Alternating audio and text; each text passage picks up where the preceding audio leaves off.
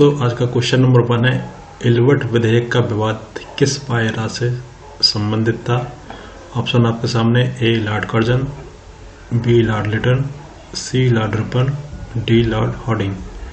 तो जो correct answer है वो है C lord Ripon. Ilbert bill lord Ripon के कार्यकाल में 1883 में पेश किया गया था। इस बिल के अंतर्गत भारतीय न्यायाधीश ब्रिटिश अपराधियों के विरुद्ध न्यायिक आदेश जारी कर सकते थे। इससे पहले भारतीय न्यायाधीशों को ब्रिटिश अपराधियों के विरुद्ध मुकदमे सुनने का अधिकार नहीं था। इस बिल की ब्रिटिश लोगों द्वारा काफी विरोध किया गया था। इसके बाद क्वेश्चन नंबर 2 की बात करें हम, सन 1939 में भारतीय राष्ट्रीय कांग्रेस के त्रिपुरी अधिवेशन में सुभाष चंद्र बोस पुनः कांग्रेस के अध्यक्ष चुने गए थे। इस चुनाव में उन्होंने गांधी जी किस उम्मीदवार को हराया था। ये काफ़ी इम्पोर्टेंट है, कई बार ये पूछा जा चुका है, चाहे वो पीएससी हो यूपीएससी हो, सब में ये पूछा गया है। तो इसके जो ऑप्शन है आपके सामने है और इसमें जो करेक्ट आंसर है वो सी पट्टाभी सीतारामैया। जी हाँ, ये एमपी में हुआ था। और इसमें बात करें इसका डेट है तो सुभाष चंद्र बोस पहली बार भारतीय राष्ट्रीय कांग्रेस के हरिपुरा अधिवेशन 1938 में अध्यक्ष चुने गए थे। 1939 में कांग्रेस के त्रिपुरी अधिवेशन में सुभाष चंद्र बोस को पुनः कांग्रेस का अध्यक्ष चुना गया।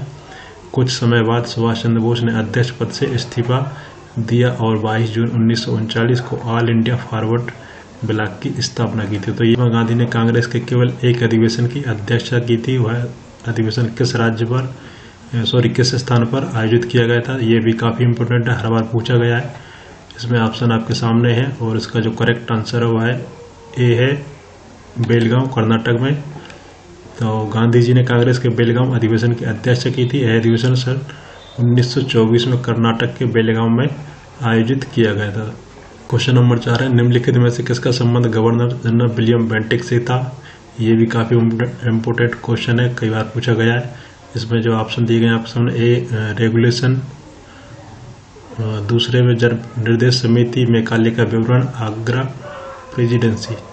तो इसमें जो ऑप्शन है उसमें देखें आप, और जो सही आंसर उसका डी है।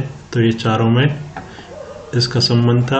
आगरा प्रेसिडेंसी की स्थापना 1834 में गवर्नमेंट ऑफ इंडिया एक्ट 1833 के अंतर्गत की गई थी। सीटी मेटकाफ को आगरा प्रेसिडेंसी का गवर्नर नियुक्त किया गया था, परंतु 1835 में संसद द्वारा पारित एक अन्य विधेयक द्वारा इस क्षेत्र का नाम उत्तर पश्चिमी प्रांत कर दिया गया था, जिससे प्रशासन के लिए लेफ्टिनेंट गवर्नर की नियुक्ति गई थी। इस प्रकार 1 जून 1836 को आगरा प्रेसिडेंसी अस्तित्व में नहीं रही।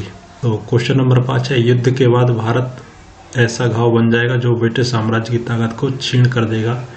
यह कथन किसने कहा था। ऑप्शन है Lord Wavell, Lord Linlithgow, Lord Mountbatten, sir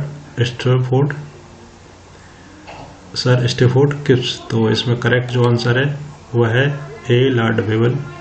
Lord Wavell 1 अक्टूबर 1943 से 21 फरवरी 1947 तक भारत के वायसराय रहे थे। क्वेश्चन नंबर 6, 1905 में बंगाल के विभाजन के बाद बंगाल में कई आंदोलन हुए, जैसे बहिष्कार, स्वदेशी, राष्ट्रीय शिक्षा इत्यादि। इनमें से बहिष्कार आंदोलन किससे प्रेरित था। ऑप्शन है दक्षिण अफ्रीका में महात्मा गांधी द्वारा विदेशी वस्तुओं का बहिष्कार, चीनी लोगों द्वारा, आयरिश लोगों द्वारा, चीनी लोगों द्वारा। तो इसका जो करेक्ट आंसर है वो है बी है चीनी लोगों द्वारा अमेरिकी वस्तुओं का बहिष्कार। चीनी लोगों द्वारा अमेरिकी वस्तुओं का बहिष्कार 1905 में किया गया था और बंगाल में भी उससे प्रेरित होकर 1905 में ब्रिटिश वस्तुओं का बहिष्कार किए गए। यह बहिष्कार बंगाल के विभाजन के विरोध में किया गया था। क्वेश्चन नंबर 7 है, महेश्वर की महारानी किस वंश से संबंधित थी। तो ये महेश्वर कहाँ पर है, मध्य प्रदेश में स्थित है। और इसके जो ऑप्शन थे उसमें सही आंसर हुआ है होलकर। महारानी अहिल्याबाई होलकर वंश से संबंधित थी। उनका कार्यकाल 1 दिसंबर 1767 से 13 अगस्त 1795 तक रहा। महारानी अहिल्याबाई ने अपने राज्य में कुओं, बावड़ियों का निर्माण कराया, मार्ग बनवाए, निर्धन लोगों के लिए अन्न की व्यवस्था की, देश भर में सैकड़ों मंदिर व धर्मशाला खुलवाई। तो क्वेश्चन नंबर 8 है, निम्नलिखित में से किस संधि के कारण रघुनाथ राव को पेंशन पर सेवानिवृत्त होना पड़ा था। तो ऑप्शन आपके सामने है और जो करेक्ट आंसर है वो है बी सालवाई की संधि। सालवाई की संधि 17 मई 1782 को हस्ताक्षर किए गए। इस संधि पर मराठा साम्राज्य और ब्रिटिश ईस्ट इंडिया कंपनी के प्रतिनिधियों द्वारा हस्ताक्षर किए गए। यह संधि पहले मराठा ब्रिटिश युद्ध के बाद तय की गई थी। क्वेश्चन नंबर 9 है, फेथ इज अ बैटल किसकी जीवनी है?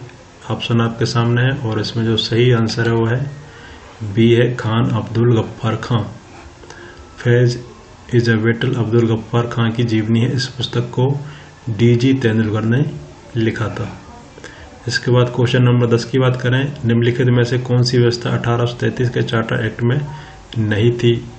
तो ऑप्शन है बंगाल के गवर्नर जनरल को भारत का गवर्नर जनरल बनाया गया, बॉम्बे और मद्रास की सरकारों को स्थायी विधायी से वंचित रखा गया।